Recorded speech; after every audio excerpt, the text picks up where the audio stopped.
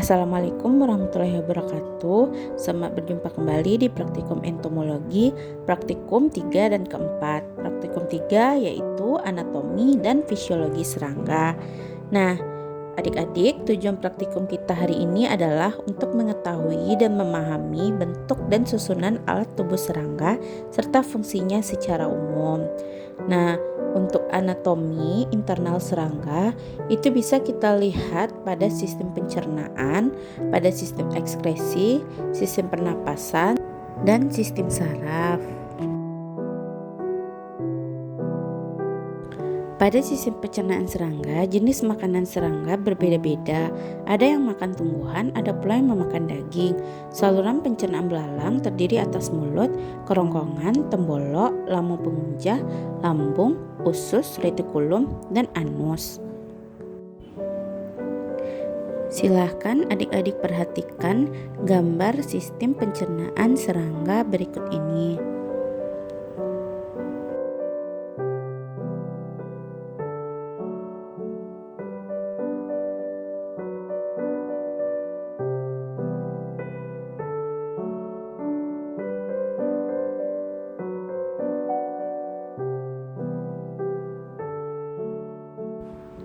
Berikutnya sistem respirasi, yaitu sistem trakea.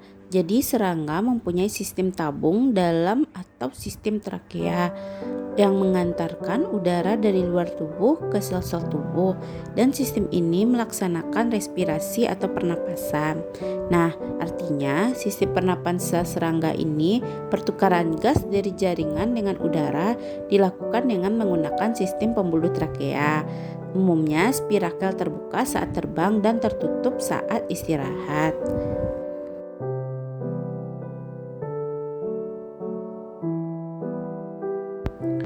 Berikut mekanisme pernapasan pada serangga, misalnya belalang.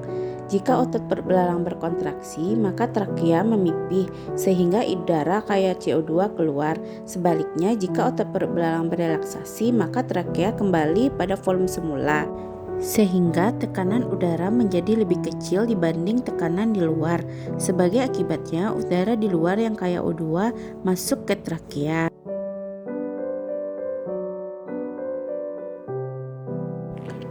Berikutnya, ini adalah sistem saraf pada serangga, di mana terdiri dari mata, otak, saraf ventral, ganglion, saraf tepi, saraf penghubung. Jadi sel saraf pada serangga terdiri dari ganglia, tali-tali saraf, serta saraf tepi. Nah, ini adalah alat ekskresi pada belalang. Alat ekskresi pada belalang adalah pembuluh Malpighi, yaitu alat pengeluaran yang berfungsi seperti ginjal pada vertebrata. Di samping pembuluh Malpighi, serangga juga memiliki sistem trakea untuk mengeluarkan zat sisa hasil oksidasi yang berupa CO2.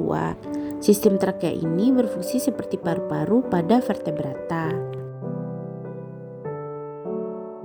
Ini adalah alat dan bahan yang adik-adik gunakan dalam praktikum. Yang pertama papan bedah, lalu kaca pembesar, seperangkat alat bedah, bahan kloroforum, falangan nikrikornis atau belalang. Prosedur kerjanya, pingsangkan belalang dengan kloroforum, kemudian bentangkan di atas papan lilin dan pasak kaki-kaki belalang dengan jarum pentul. Silakan bedah pada bagian ventral untuk mempelajari sistem pernapasan, otot pencernaan, dan bagian dorsal untuk mempelajari sistem saraf. Bedakan eksoskeleton belalang dengan menggunakan gunting atau pisau bedah kecil. Lalu gambar dan catatlah hasil pengamatan pada laporan. Terima kasih. Assalamualaikum warahmatullahi wabarakatuh. Selamat praktikum. Assalamualaikum warahmatullahi wabarakatuh. Berjumpa kembali di praktikum 4, yaitu mengenai metamorfosis. Tujuan praktikum hari ini adalah memahami arti, jenis, dan peranan metamorfosis pada kelangsungan hidup serangga. Metamorfosis adalah proses perubahan bentuk sampai hewan menjadi dewasa. Hewan-hewan tersebut mengalami perubahan bentuk tubuh dalam pertumbuhannya. Contoh hewan yang mengalami metamorfosis yaitu kupu-kupu, katak, capung, lalat, dan lain-lainnya. Metamorfosis terbagi menjadi 3. Yang pertama ada ametabola. Artinya ametabola ini tanpa atau tidak mengalami metamorfosis. Jadi, proses pertumbuhannya atau siklus hidupnya itu dimulai dari telur, lalu muda, dan lalu dewasa.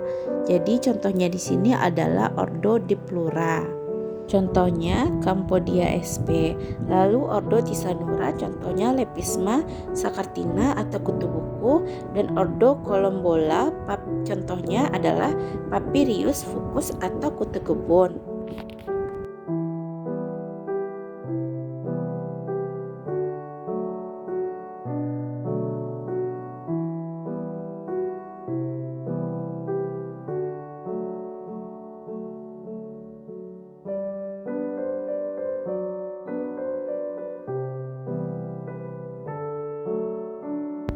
Siklus hidup insekta berikutnya adalah hemimetabola, artinya metamorfosis tidak sempurna.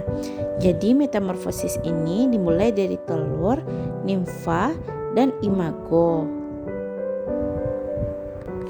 Metamorfosis merupakan salah satu keunggulan serangga dibandingkan dengan binatang yang lain dan merupakan salah satu mekanisme pembagian pekerjaan dalam satu siklus hidup. Seekor imago atau serangga dewasa akan menjalankan tugasnya untuk kawin dan mempersiapkan keturunan serta makanannya, sedangkan serangga pradewasa atau nimfa akan melakukan tugasnya untuk menimbun energi yang dibutuhkan pada tahap dewasanya.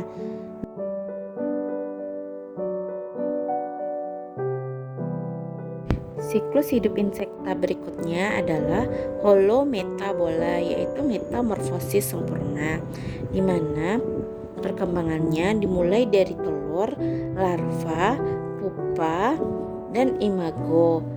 Itu contohnya bisa kita lihat pada Ordo Lepidoptera, yaitu pada kupu-kupu. Ia mengalami metamorfosis sempurna.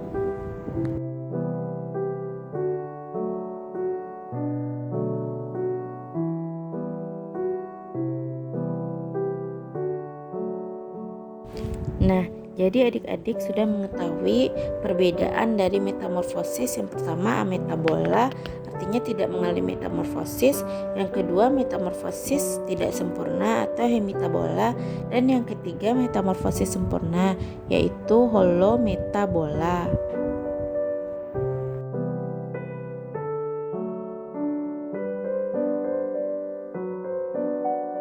Nah, cara kerja praktikum adik-adik hari ini adalah yang pertama, sediakan alat dan bahan, yaitu alatnya adalah kaca pembesar, lalu papan bedah, pinset, dan mikroskop.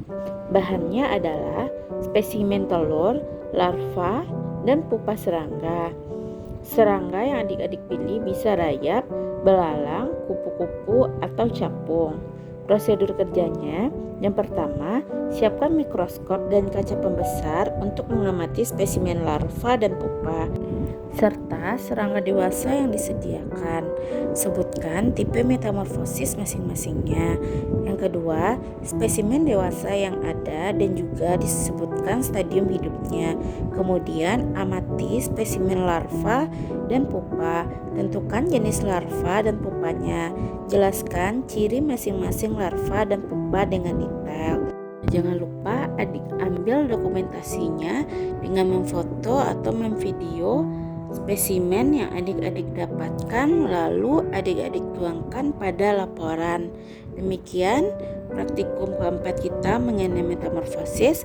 Selamat bekerja. Terima kasih. Assalamualaikum warahmatullahi wabarakatuh.